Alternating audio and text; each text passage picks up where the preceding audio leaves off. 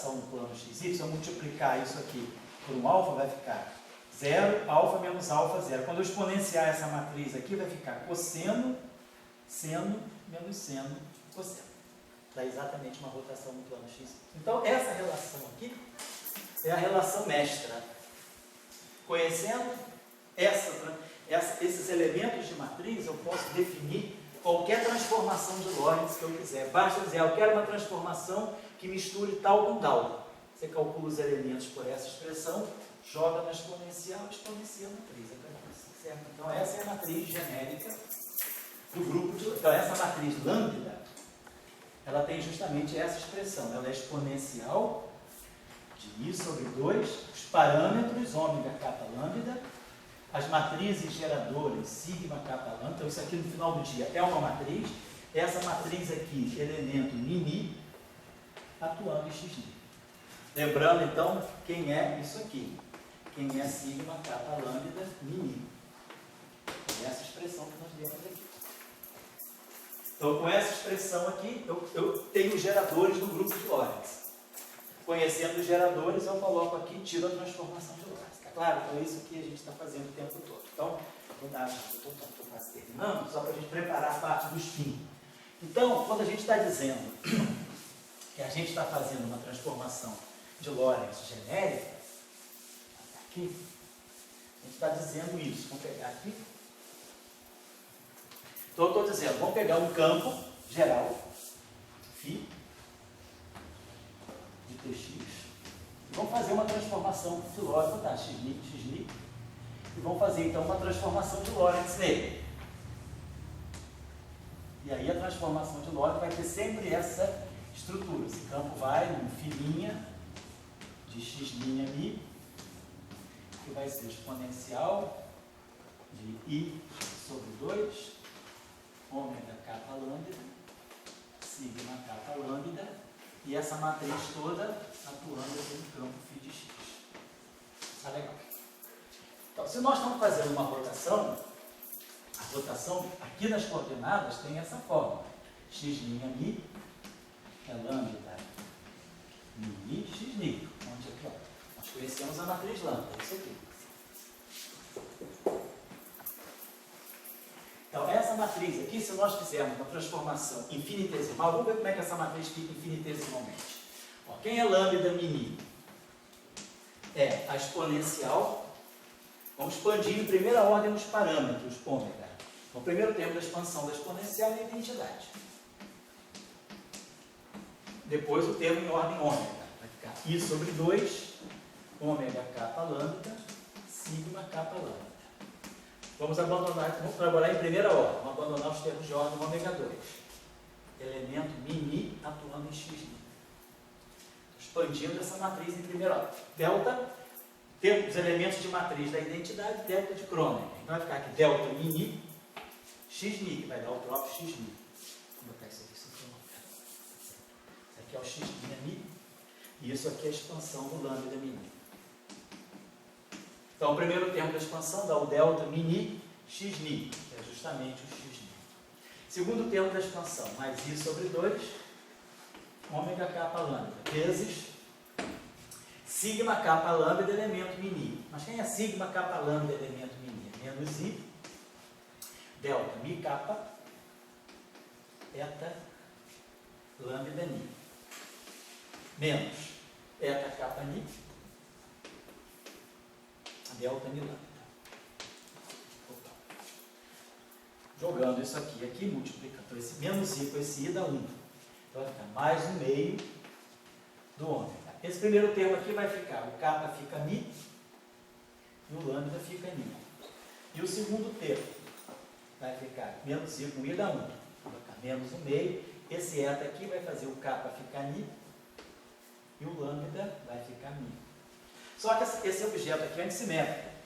Ômega mi é menos ômega mi. Então, esse termo aqui, se eu trocar mi com ni, boto o mi aqui, troco só a ordem, ele vai ficar mi, se não mais. Então, isso aqui dá 2 vezes, que vai cancelar esse 2.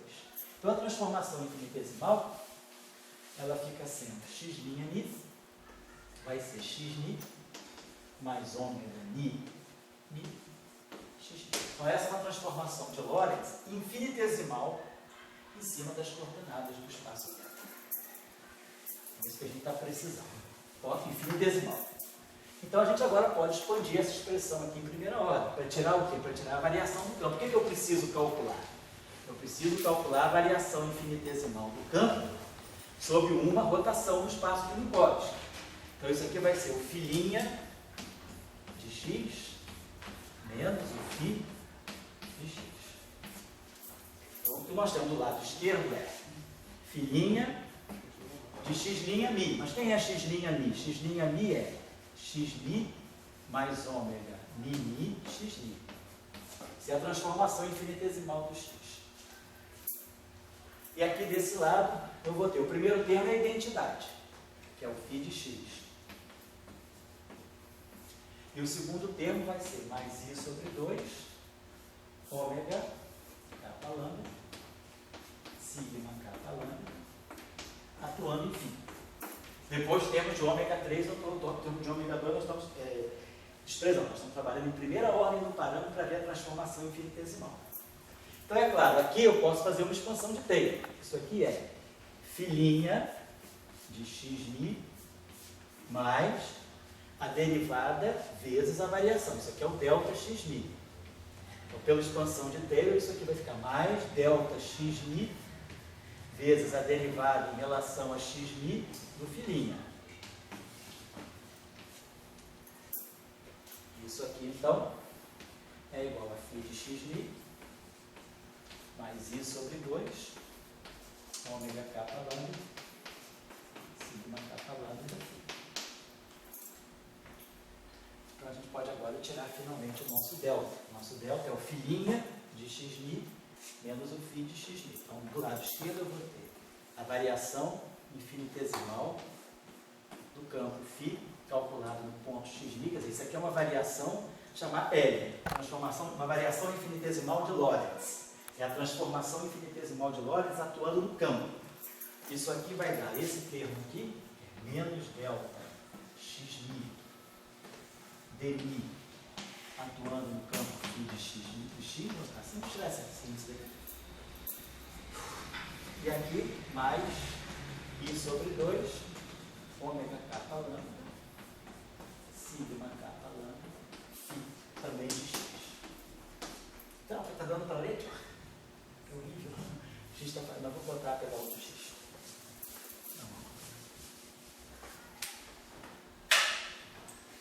Então, esse termo aqui nós sabemos o que é.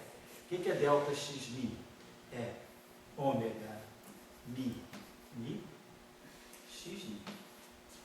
Que eu posso também escrever assim, ômega mi xmi. Então vamos escrever isso aqui melhor, cara. Variação de Lorentz do campo φ de x, né, menos ômega mi xmi dmi atuando em φ. E aqui mais i sobre 2, ômega kappa lambda, sigma kappa lambda, φ de x. Agora, vamos poder trocar a ordem aqui. Ó. Como isso aqui é menos mini, eu posso botar mais mini. Posso botar assim. E como esses índices todos são saturados, mini, eu posso botar mini. Não tem problema nenhum. Troca a ordem aqui, vai ficar. Chamar ni de mi. Ficou assim. Agora, isso aqui é antissimétrico em mini, então eu posso simetrizar aqui. Então essa expressão pode ser escrita finalmente assim. Ó. Ômega mini, 1/2, ômega mini, vou botar assim, 1/2 de xmi dmi menos xmi dmi. Estou só antissimetrizando mini, não troquei a ordem de x com d não. Mini menos nimi, antissimetrizei porque isso aqui é antissimétrico. Tudo isso atuando aqui em φ de x. E aqui mais esse termo aqui, mais i sobre 2, eu posso chamar isso aqui também de mini. Ômega mini, sigma mini, atuando em φ de x. Então, finalmente, para preparar a expressão para a próxima aula, a gente já sabe, então, como qualquer campo de qualquer representação do grupo de Lorentz tem uma transformação infinitesimal de Lorentz. quer dizer, a transformação de Lorentz infinitesimal num campo φ de x qualquer, posso fatorar esse ômega mini, que eu chamei de mini. Então vamos ter aqui esse ômega mini. E aí vamos ter aqui, vamos dizer, esse fator aqui, posso botar ômega mini sobre 2. E aqui esse termo assim, ó, xni dni menos xni dmi, que vocês já lembram do campo escalar. Isso aqui é justamente o momento angular orbital. R vetor P. Derivada é momento. Então, x vetor P. Está antissimetrizado. É justamente o produto vetorial visto no espaço de Minkowski. Mais esse termo aqui. E fatorei o 2, ômega kappa lambda, sigma kappa lambda. Tudo isso atuando em φ. Então, isso aqui é a parte orbital. Está representando no espaço de Minkowski aquela relação x vetor gradiente. Só que agora eu estou no espaço de Minkowski. E isso aqui é a parte que está relacionando o quê? É aquilo que vê a rotação intrínseca do campo. Não é algo que está no espaço-tempo, é algo que está no espaço dos campos. Então isso aqui é o grau de liberdade interna, isso aqui é o setor de spin. Então isso aqui é o spin do campo. Quer dizer, a matriz de spin do campo está aqui. Então aquela matriz que nós estamos calculando, na verdade, ela está te dando uma ideia do spin do campo, dependendo da representação. No caso vetorial, aí a gente vai fazer várias considerações. Se esse campo é escalar, ele não tem isso aqui, a matriz é zero. Quer dizer, para um campo escalar, qual é a transformação de um campo escalar? Φ' de x' é igual a φ de x. Então isso significa que essa matriz que está aqui, que é exponencial de I sobre 2, ômega kappa lambda, sigma kappa lambda, isso aqui tem que ser zero. Se a matriz, se o campo é escalar, os geradores são trivialmente representados. Quer dizer, numa representação escalar, todos os geradores são as matrizes nulas. Todos os campos ômega, não o ômega que é zero, não. Eu estou fazendo uma rotação. A coordenada espacial sabe disso. Isso aqui o campo transforma por uma rotação. Se o campo é escalar, ele só não tem isso. É o sigma que é zero. Então, para o campo escalar, ele não tem spin. Como ele não tem spin, os geradores do grupo de Lorentz para o campo escalar são todos nulos. Então, vamos dizer assim, o momento angular que um campo escalar tem, ele é puramente orbital. Agora, se o meu campo é vetorial, tipo o campo de Maxwell, isso aqui vai estar atuando num quadro vetor. O campo vetorial ele tem a mesma estrutura que o vetor espaço-tempo, ele tem um índice μ, está na representação vetorial. Então, essa matriz aqui, se eu pegar então, o campo de Maxwell, vou colocar aqui para vocês. Então, se nós pegarmos por aí, não, fala. Aí, desses geradores, sigma, kappa lambda, até então a gente aprendia algebraicamente. X' aquela forma ali, exponenciou, foi tirando ele. Mas a gente não tinha ainda dito, não. Isso aí é o spin.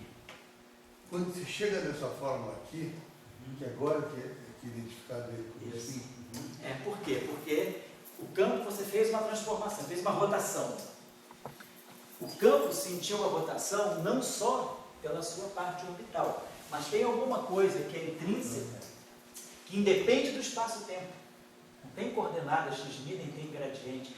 Mesmo que esse campo seja constante, absolutamente constante, se essas derivadas são zero, ou seja, se o campo é constante, ele não tem momento angular orbital, isso aqui resiste. Então isso é o que está dando a rotação intrínseca do campo. Isso é um momento angular intrínseco, que a gente chama de spin. O fato de ser uma fórmula homogênea, tal, que agora aí, isso que eu estou te perguntando, até então, o sigma kappa lambda não sabia o que era. Era uma matriz do grupo de Lorentz que verifica como o campo reage a uma transformação do espaço-tempo, uma transformação de Lorentz. Só isso.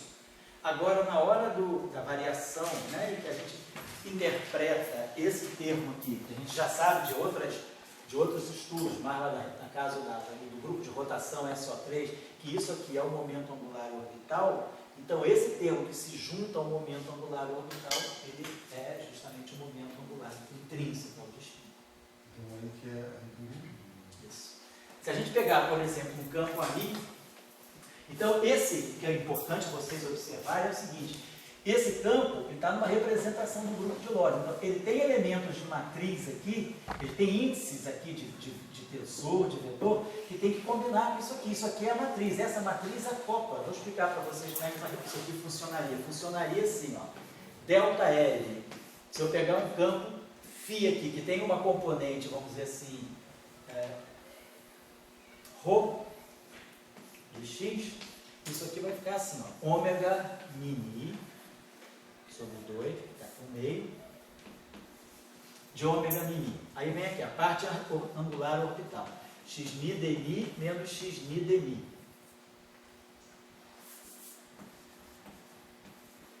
Tudo isso aqui atuando no φ de x. Essa é a primeira parte. Agora vamos pegar a segunda parte. Mais i sobre 2, ômega mini. Essa matriz aqui é sigma mini.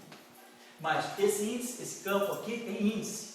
É o índice do campo que vai dizer quem é o spin dele. Se ele tem um índice vetor, ele é um vetor. Ele vai ver a matriz vetorial aqui. Se ele é um spinor, ele vai ver a matriz spinorial aqui. Então aqui, essa matriz aqui, ela vai ter essa estrutura aqui. Eu vou botar aqui, por exemplo, ômega mini ρ. Eu posso botar aqui, desculpa. Isso aqui é ρ, né? Então isso aqui é ρ. Vou botar assim. Vou botar esse campo aqui, índice ρ em cima.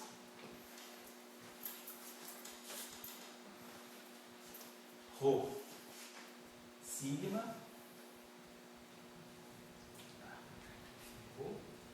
φ, sigma e x. Então, essa matriz aqui é que vai calibrar os índices desse campo, porque o campo vai se acoplar a essa matriz pelo seu spin, pelos seus índices. Então, essa matriz aqui, ela fica em aberto. Aqui ela está em aberto. Isso aqui é uma matriz, isso aqui é um objeto. Agora, eu tenho que ver qual é o índice desse campo, e o índice desse campo tem que se acoplar aos índices dessa matriz, mas não esse índice aqui.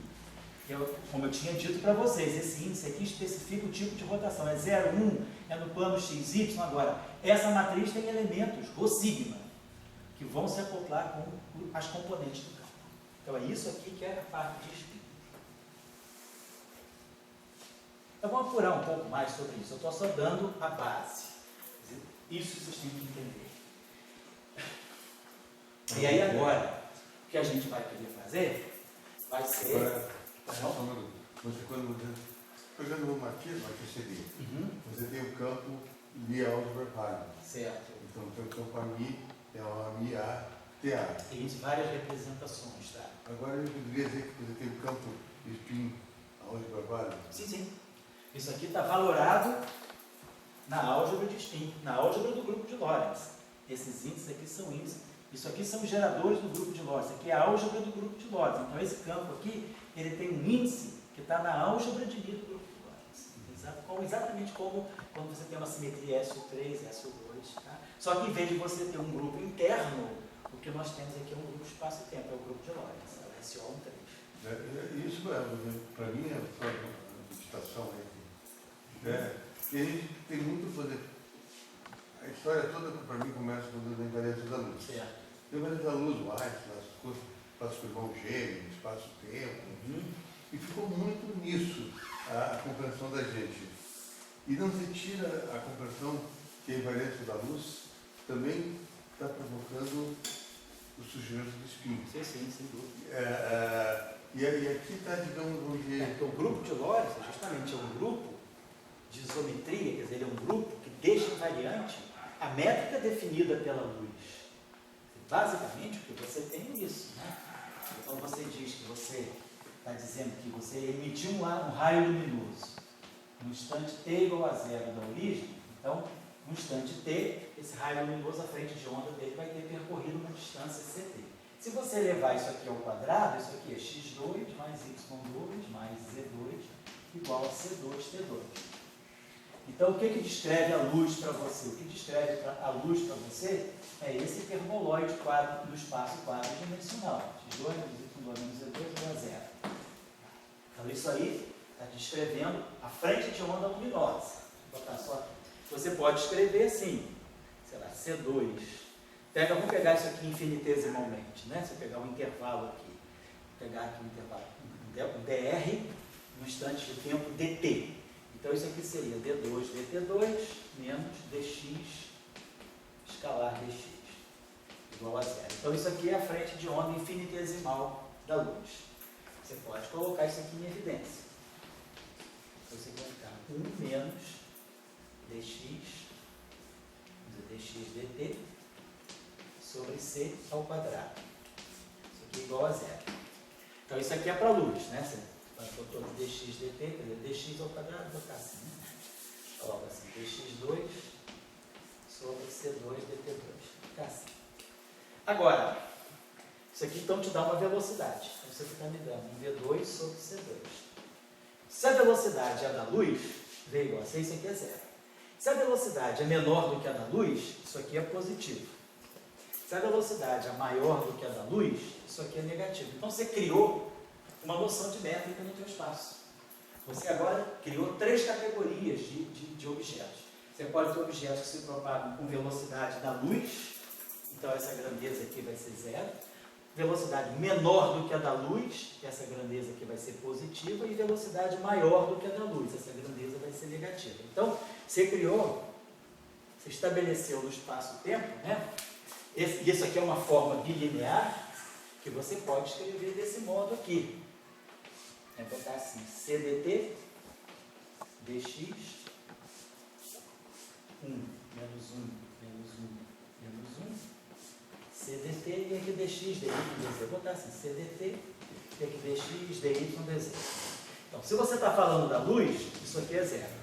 Se você está falando de alguém que se propaga com velocidade maior do que a da luz, isso aqui é negativo. Se propaga com velocidade menor do que a da luz, é positivo. Então, você criou uma métrica. Você criou uma forma bilinear com isso aqui. Então, isso é a métrica da luz. Quer dizer, no momento que você diz que a luz é um absoluto, você pode criar essa grandeza.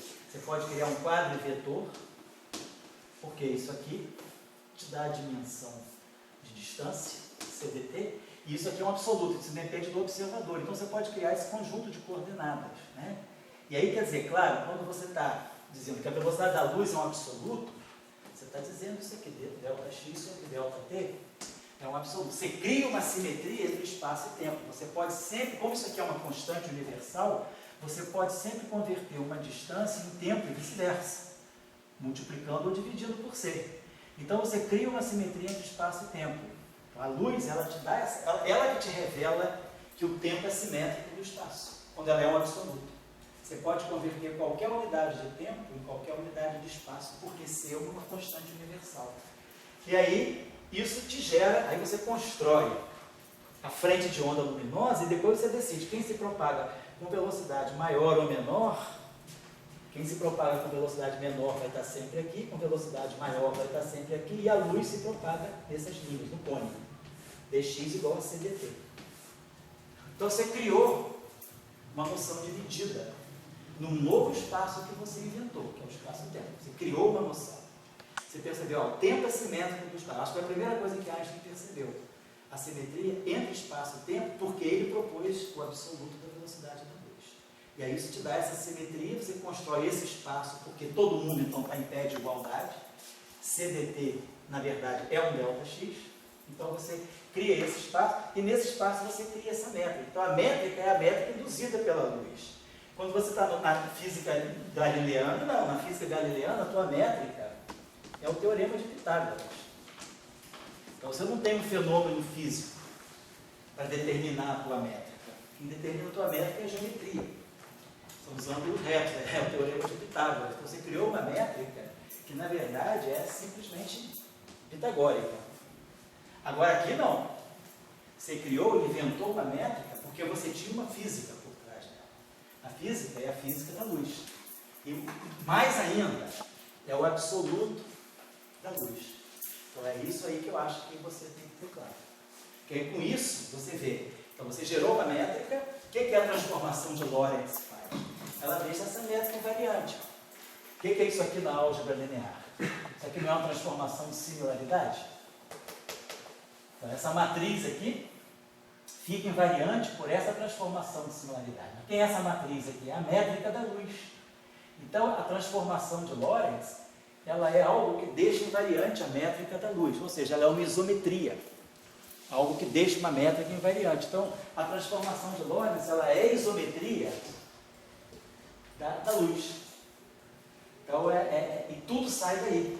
E aí, quem são as representações desse grupo? São os campos.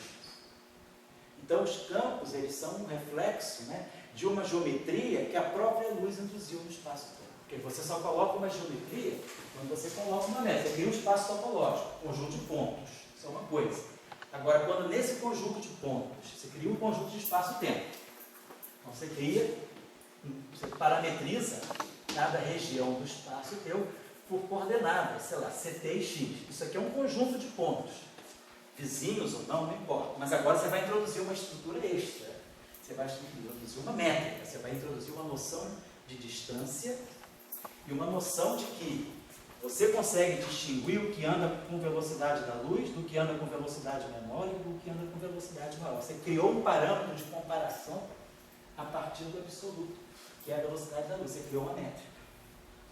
E aí tudo sai dessa métrica. Então, os campos, eles são representação do grupo de isometria da métrica. Os campos relativísticos, eles são representações irredutíveis aqui, do grupo de Lorentz. Mas essas matrizes aqui, elas deixam a métrica invariante. Então, elas são isometrias. Então, você introduziu a métrica da luz e as isometrias te dão os campos. Então, esses campos, eles estão te dizendo muito da geometria do espaço. Eu acho que depois, quando o Dirac introduziu a noção de vácuo quântico, isso foi importante. Porque quando o Dirac diz que o vácuo não é mais vácuo, né, que o vácuo agora ele tem uma estrutura, no caso, por exemplo, da equação de Dirac, ele faz a interpretação do vácuo, ele está dizendo o seguinte: você tem campos no espaço, e esses campos se organizam. E aí, quando esses campos se organizam, eles se condensam, os campos é como se fossem camadas que você cria no espaço-tempo. Quando essas camadas se organizam, você cria o vácuo.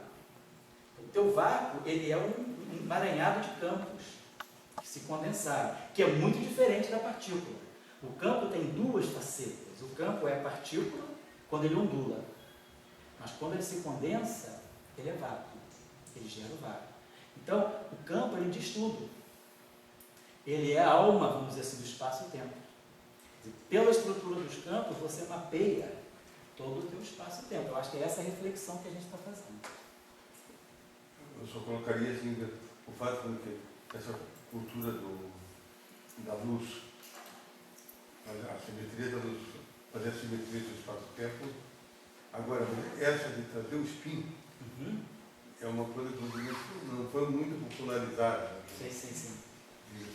Por exemplo, essa fórmula que você escreveu no quadro, eu acho que essa fórmula é uma fórmula crucial. Mas ela é mais do que uma fórmula. Vamos dizer, ela pede reflexão. Mas se fosse outro grupo, não fosse o grupo de Lorentz, também apareceria componente de spin. Apareceu o gerador daquele grupo. Mas seria outro gerador. Seria, porque cor, SO3 de cor, SO2 diz o spin, sem dúvida. Quando você faz. Só que não ia aparecer isso aqui, porque o outro grupo não é um grupo espaço-temporal. A coisa aqui é que você mistura a parte orbital com uma parte intrínseca do campo. Eu acho que é isso aí que o colega está falando. No caso de um outro grupo, vai aparecer, faz uma transformação infinitesimal de SUN em cima do campo do blue, por exemplo. Então, você vai fazer uma transformação delta de SUN em cima, vamos dizer, do campo do blue.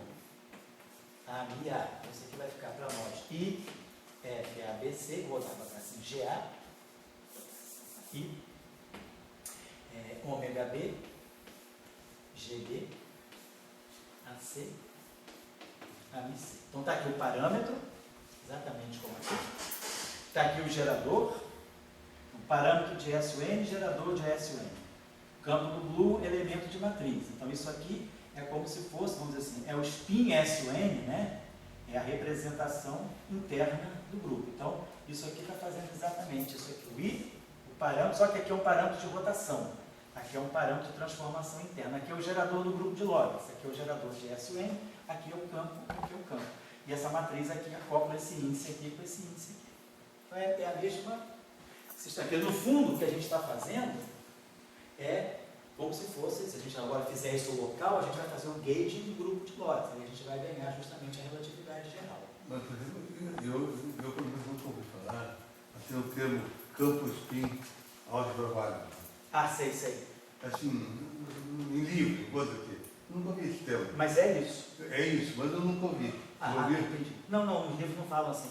Não falam assim, de o campo e simplesmente dar a matriz de rotação. Mas na verdade é isso. É esse campo, ele está tomando valores na álgebra de Lie do grupo de Lorentz. Ele é Lie álgebra válida. Acho que não devem usar o termo Lie álgebra válida, porque a forma explícita dele já tem as componentes temporais. Já tem o índice, ele É o índice natural dele, né? É o índice natural dele, é o índice mais tempo. Tá certo? Então na próxima aula, a gente vai partir daqui e vai fazer a mesma coisa. Vamos dizer, a gente tem uma equação de campo, vamos, por exemplo, pegar as equações de Maxwell. Pode falar. Essa fórmula aí, ela é mais ou menos de quando? Assim? Isso aqui? É, quando que isso aí?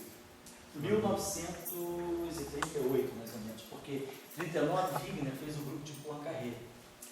O grupo de Lorentz é entre 36 e 38. Foi porque Dirac, quando fez a equação, né, em 28, depois trabalhou nela em 31, ele fez isso muito só para o setor espinorial. Mas, vamos dizer assim, as representações irredutíveis do grupo de Lorentz, elas só foram esclarecidas no final da década de 30.